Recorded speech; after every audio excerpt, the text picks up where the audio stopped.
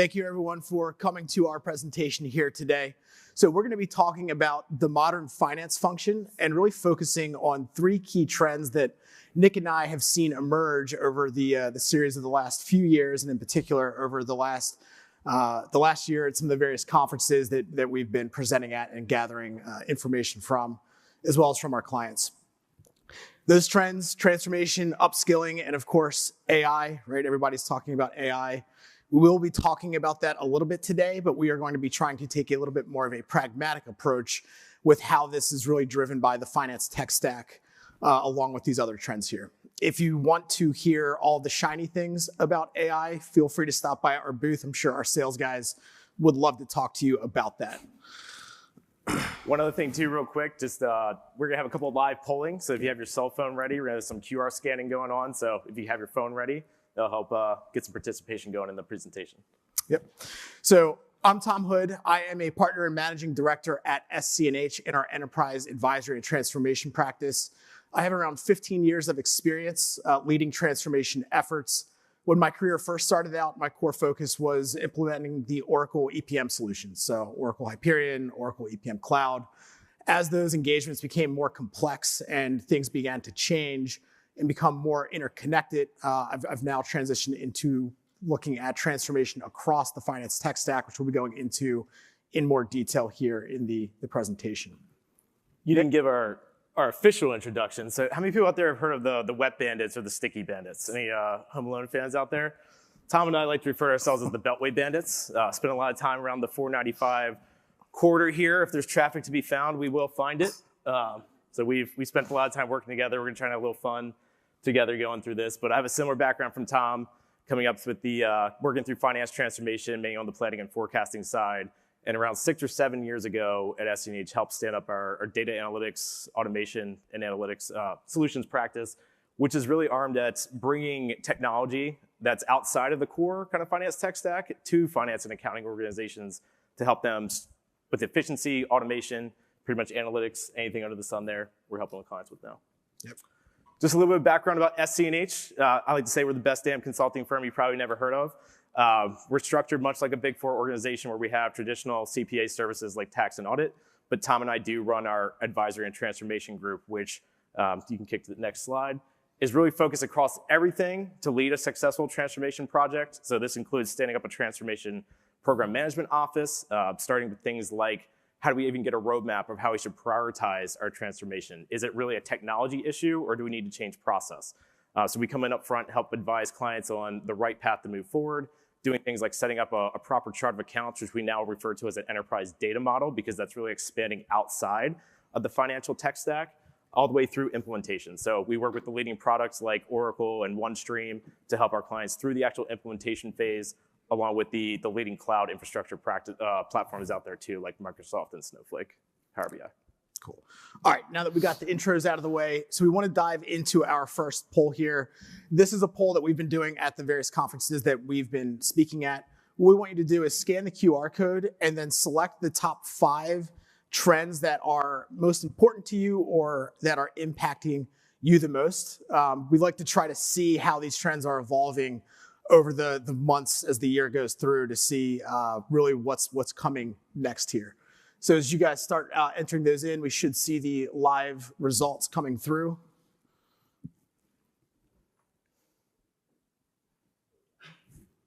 Consistent. Yep. So give a couple of seconds to get this in. Man, it's fun when this works out, Tom. Let's get ready for our next slide. So, yeah, I don't even think we need to talk about this. We just go to the next slide here. All right, so just remember those top 3 here. We're gonna go to the next slide. So this is from the North American Finance Executive Summit. Very similar group as you all. This was back in February in Tampa. And those same trends that you are feeling here, they're also feeling, and they're remaining pretty consistent. Obviously, some things are moving around, but upskilling continues to be one of the key things that is coming out of these conferences here. When we talk about the finance tech stack, we're going to talk about some examples of how some finance groups have upskilled their team and even reconfigured their entire team in order to meet the demands that are out there. And I think really all these are underpinned by digital transformation driving these as well. Yep. So getting into transformation, what does transformation mean? All of you are on different phases of your transformation journey. At the end of the day, you and your team need to be able what you are transforming to and why. And your team needs to understand that and be bought into that. I think during the Gartner keynote, this theme was also hit on, which was interesting to see, the importance of having that future state vision of ultimately what you want to be and driving everything else in your organization to get you there. I mean, just to kind of piggyback off that, but even as folks come up and start talking to us at our booth about this, it's very clear that people are on different phases, different organizations are in different phases of transformation. Some organizations, even though they may be a multi-billion-dollar organization, seem super sophisticated, could be running on an ERP platform that's 20 years old, written on COBOL language, for example. That's a very different conversation that companies that are already on the cloud and maybe are looking for a way to create more value through an EPM solution or analytics. But it's understanding kind of where your organization is on that path and be able to prioritize things so that way you can be successful, because transformation is not going to stop. I think that's why we see acceleration of digital transformation as being one of those key themes. It used to be like this thing of, we're going to embark on this big, long project. It's going to be 3 to 4 years. We're going to put all these resources behind it, and then we're going to be done.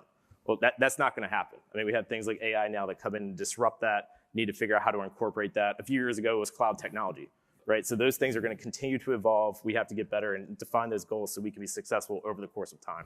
Yeah. So, all right, we've got a little illustration here. Those of you who are well-versed in ancient Greek wrestlers, you'll know this story well. Those of you who don't, this is the story of Milo of Croton. He is a real historical figure back in 600 BC in Greece. He is known as being one of the most famous wrestlers. And the interesting story around Milo, the mythology around him, is that he started out with the vision of wanting to be the best, strongest, baddest wrestler in Greece. And so what he did is he didn't start with grabbing that thing on the left that's supposed to be a bull. ChatGPT, I think, took some liberties on. Tom also is moonlighting as an artist on the side, so if you need characters drawn at an event, exactly. Tom's available. Yeah. So instead of starting with that, what he did is he started carrying a baby calf up a hill when he was younger. And every day he would carry that same calf up the hill. And as he grew, so did the calf. 2 years later, he's carrying a mid-sized bull or goat or whatever that is. And then ultimately to when 4 years later, he's carrying a full-size bull up his back. And by all historical records, he actually did walk into the first Olympic wrestling ring with that bull on his back. The key things here is, one, he had the vision. Two, he had the discipline, which that was also hit in the Gartner keynote, that you need to be disciplined in your finance transformation. That goes with the upskilling with your resources to continue to move and be able to maintain each step that you're getting to. It also means that you can't just all of a sudden pick up AI and think it's going to work if you don't have the rest of your finance tech stack working and in order. So in this context, AI is the bull thing at the end. So if you want to get there, you're going to have to walk up the hill a couple times, and it's going to seem arduous. But if you have that common goal and vision of where you and your team are trying to get to, it helps gain alignment and reduce some of the resistance that would occur in that transformation. All right, another key catalyst. So this is a theme that we've seen change over the last few years here, but with the finance community being the folks from the audience here, usually there's a kind of clear differentiation of when finance is taking charge of a transformation project and when IT takes charge of it. So I'd like to, we're not going to need our phones for this, but just kind of raise of hands here. Who from this conversation or in this audience feels that the finance organization is actually owning your transformation journey? That's good. I'd say about 75% of that, which is what we want to see. So I think it's very important for the CFO, finance executives to be setting the tone for what transformation is going to look like in the organization. A lot of times when we see this flow through more of like the CIO track, or even if it kind of funnels into financial systems sometimes leading this charge, is requirements become more about the technical solution. So what can the technology do? What is the capability around the technology? How is the off-the-shelf solution just going to work? Well, that stuff's important. It has to fit to the business requirements. It has to fit to where you're going, where you see the organization going, where you're willing to make process change. All of that needs to funnel really from the business side of the house to make sure that it's going to get adopted. You're actually going to be successful when you roll this out to your user community, and that you're actually going to get the results that you're looking for. So having the CFO be that champion, can't say enough how important that is. On a implementation that we're working on right now, it's actually, we're having some stagnation, and the CFO stepped in. She said, whatever you need from me, we're going to have bi-weekly meetings, bring blockers to my table, let's talk about it, and how can I step in to actually move these things forward. So when there's something that is stuck, if we need participation from resources who are busy, she comes in and helps us make that happen. So I think it's very important for you to stay involved, making sure that you're being the voice and the champion of where these transformation journeys are going. Yeah, absolutely critical. I think the other piece too is putting the right team around yourselves. So I refer to this as two different ways. The political, nice way to say it, is get a good techno-functional lead involved in your transformation projects, someone that can be your eyes and ears, and someone who's going to be able to blend the technical and the functional together to, again, make sure before you get to a UAT cycle, you go through this long journey of building out functionality. Someone that's going to know something's right before you get there. All right, try not to bring that stuff up late at the end of the game. It's always going to cause issues. I also like to refer to this person as an ass kicker. So it's got to be someone that's not willing to take no for an answer, someone who's going to drive change forward. We've had a couple projects where these resources have just been instrumental in how these projects go. All right. This next slide here is really framing out the way that we've been looking at transformation, and this is ultimately going to be overlaid with the finance tech stack. So this graphic here is from some really good research that came out of AI CPA SEMA. It occurred over, I think it was right around 2020 when COVID hit, so great research that no one really read just because of everything going on. But they did a really thorough breakdown of what is the DNA of finance. They polled around 5,000 CFOs across the world to really figure this out and figure out what finance organizations need to be shifting to. So they really broke it down into two categories here. You have hindsight and foresight. And building up from hindsight, you have information, which is the core component of your organization, the transactions, the statistics, right? Everything in there that you then pull insights out of. That then goes into being able to influence decisions in the organization and then ultimately driving impact into that organization. And as a finance group and finance leader, I really feel like this frames it out pretty well, where you need to be focused on trying to upskill your resources and then also work on improving your tech stack to move people from that hindsight area up into the influence and impact area here.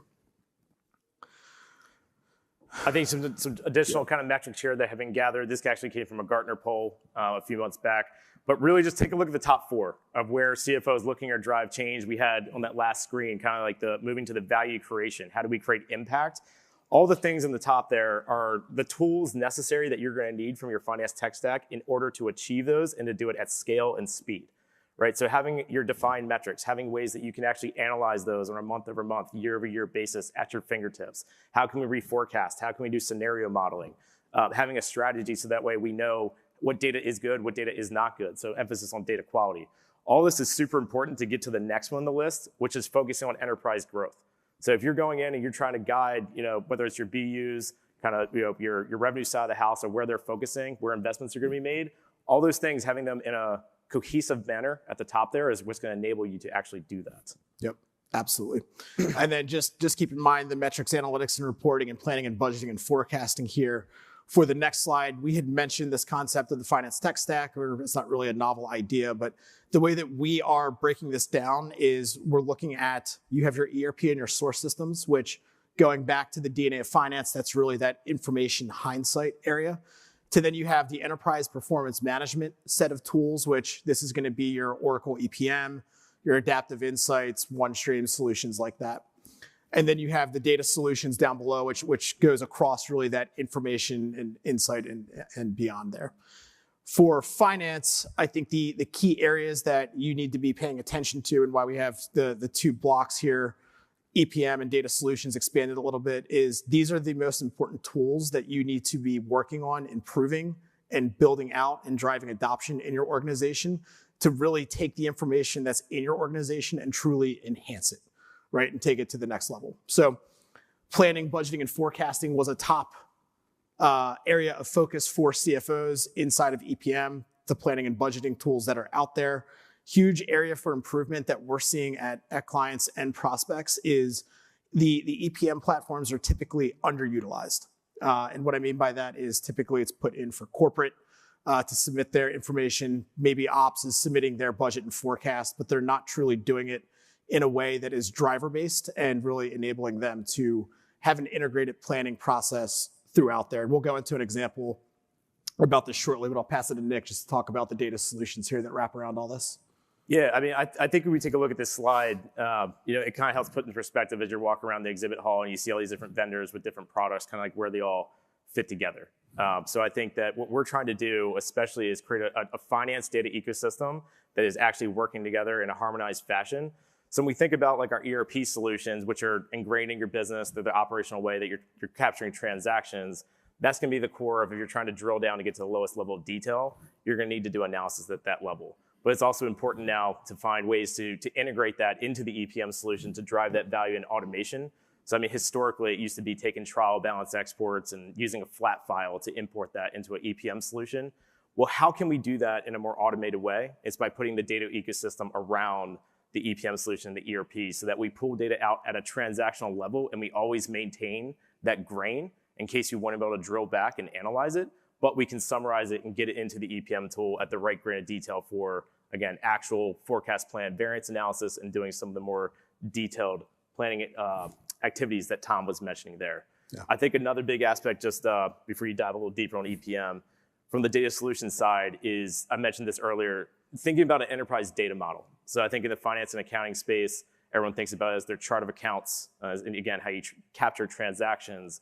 But thinking about that broader and how that's going to tie in data across some of these other platforms, so like your labor planning, making sure you have good lineage around your cost centers or your departments, using good naming conventions, for your master data and metadata, has become so important now because that data transfers from so many different platforms. By the time it originates with a transaction to when it gets to a report, if the naming conventions are changing, it's going to be very hard to identify where that data came from and if it's of quality.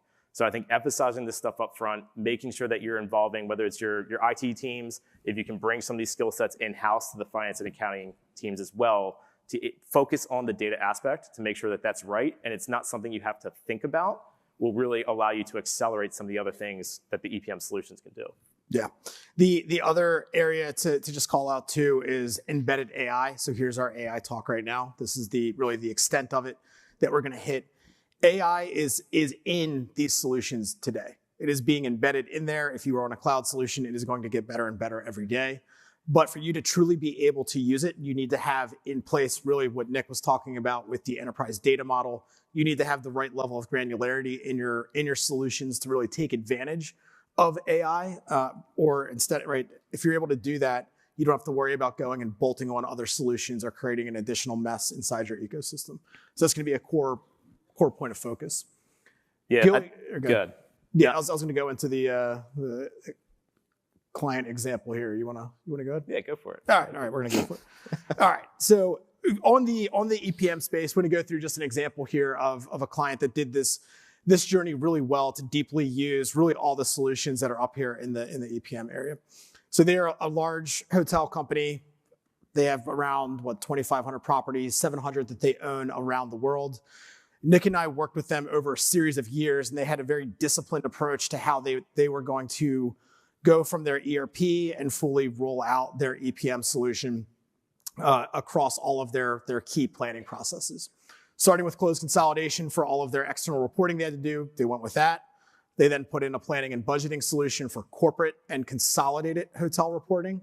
I'll also say too, just to stop you, like they had the opportunity that they were going through basically consolidation of two major entities. They were going through an IPO process, and they did have the opportunity to streamline their chart of accounts so that there was lineage between their ERP solution and the EPM solutions too. So they did an excellent job of kind of bridging the gap there and making sure the foundation was set moving forward. So I think that's good. Yeah, key piece there. And so along their journey with the corporate application for budgeting and forecasting, that was again consolidated budgeting and forecasting that they had. They then expanded into detailed G&A and corporate allocations, headcount planning. Then they embarked on, it was really a 2-year project where I think Nick and I I don't know how many countries we were in for months at a time, working with the different hotels to standardize their planning process around the world at the hotel property level. So what they wanted to do is they wanted to have an integrated planning process from their lowest level of operations at the hotel all the way up into their forecasts and budgets that they're looking at so that they can understand what's going on in a consistent way. That involved a lot of work with them to talk amongst themselves to figure out how are we going to have the hotel on the side of 95 plan the same way as a resort in Hawaii where the parking lot makes more revenue than the entire hotel on the side of 95. That's a key piece of that transformation, is getting everybody bought into the way that they're going to function and plan in the future. But they're a really good example of how far you can embed EPM into your planning process and what it looks like when you have it really working all the way through down into the lowest level of operations. And then that ultimately positions you to leverage AI at that lowest level here to then drive things like procurement, other things like that, staffing at the hotel, all those types of things. Yeah, and I think the key piece, touched on it earlier, is they did form the right transformation team to be able to execute on this. So, as smart as Tom and I like to think that we are, there's no way we would have been successful with this client without having really strong internal resources that kicked our ass and also kicked resources' ass across the way to make sure that we were doing this correctly. But what they did is they blended a resource that was along for the ride.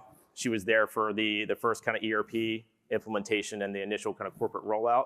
She was more on the finance tech side of the house, so that was her role, with more like internal finance transformation.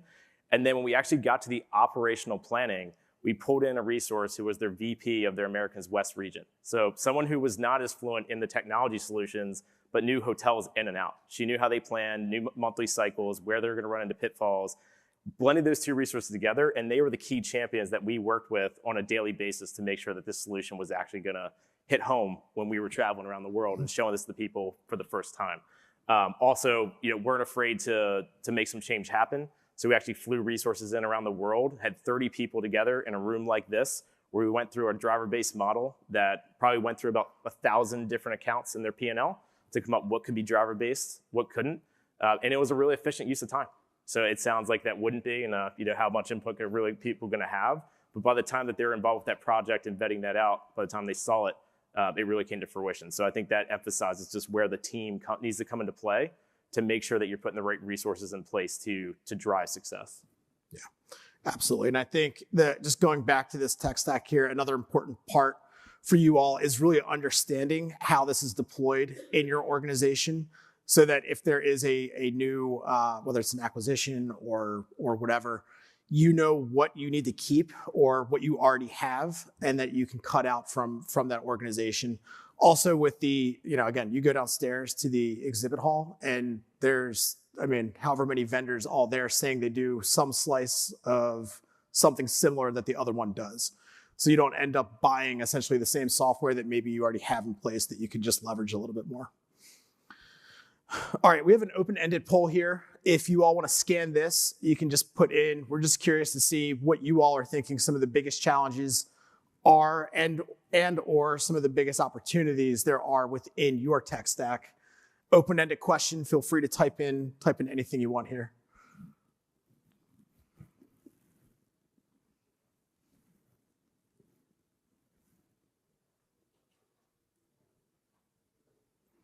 Legacy tech consolidation, definitely a big one. Definitely driving a lot of the change there. I think the interesting thing where people are trying to figure out, we get a lot flown in here, is where to lead with ERP or EPM, or do you start with all of it? Do you do one big bang? And I think that's a kind of going across all of these here.